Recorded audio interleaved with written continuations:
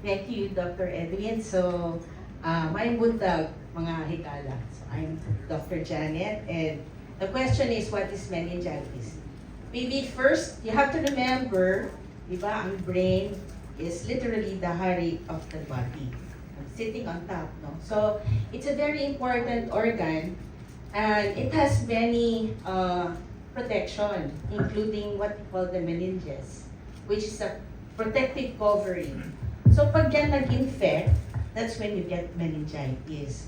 It's not easily infected kasi nga maraming protection. So kung pumasok ng meningitis, that means medyo delikado talaga. It has the microbe has invaded a lot of barriers to cause the meningitis. So this is a life-threatening condition, and it requires urgent medical attention, as you've seen in the video early on, no?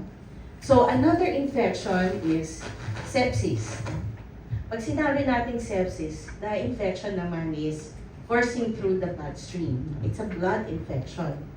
It is also a life-threatening condition. So both of them would warrant immediate attention and treatment. Now, meningitis and sepsis can coexist in the same patient. Ang ano pa dyan is sometimes the symptoms, the signs and symptoms are very similar, no? So, it is important that we are able to recognize. Balikan natin si Mami Marjorie. Ano ba yung na pinagdaanan or na-experience ng baby niyo? Nung nagkasakit po siya, mabilis po talaga yung pangyayari doon. Nilagnat lang po siya, tapos yun po, nilagnat, tapos sipon-sipon po, tapos yun po, hindi po namin alam na may infection na po pala sa utak at sa dugo po. Yun nga po yung sabi na invasive meningococcal disease po. Di ba ang bilis? If you review the video, parang fever and then within the hours, nag-convulsion ka siya, no? And then wala pang 24 hours, lumabas na yung rash. So, ang bilis talaga. Ang invasive meningococcal disease or meningococcal meningitis is just one of many types of meningitis. Malas lang talaga kasi yun yung nakuha ng anak niya. So, it is important to know the possible presentations of this serious illness. And that's why we are here today, no? We want to increase the awareness, and you are part of the solution to spread the awareness to the rest of the Philippines. So we have this what we call the meningitis symptom checker. Available naman to online, and you can also scan the QR code. Kasi very simple siya, no? So if you look here, sabi niya, meningitis and sepsis can be deadly. Know the symptoms so you can save someone's life. And if you look at the ruleta, you have there the different symptoms. Now, for example, meningitis, confused, delirious. We will see that in the bigger children. Baka nalilito sila. Siyempre may lagnat, no? Kasi infection. Pareho yan, pwede mong makita sa sepsis and meningitis. Tapos, pwedeng mabilis ang paghinga, no? Which can be seen in sepsis. In bigger children, we will see headaches. Sakit ang ulo, masakit ang leeg. Kasi naiirita na nga yung meninges, yung protection ng brain. Yung protection na yan, yung covering na sinasabi natin, it covers not just the brain, pababa yan, papunta sa spinal cord. Kaya naiirita siya kasi namamaga.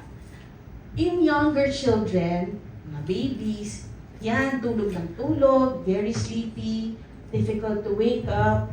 Tapos, pwede rin silang, rashes, yung nakita natin sa kay Kim, no? Yung anak ni Ma'am Marjorie. And then, may photosensitivity. So, there are other symptoms. Ang isa pang very common, yung convulsion na tinatawag, no? Nag-seizure na ang bata.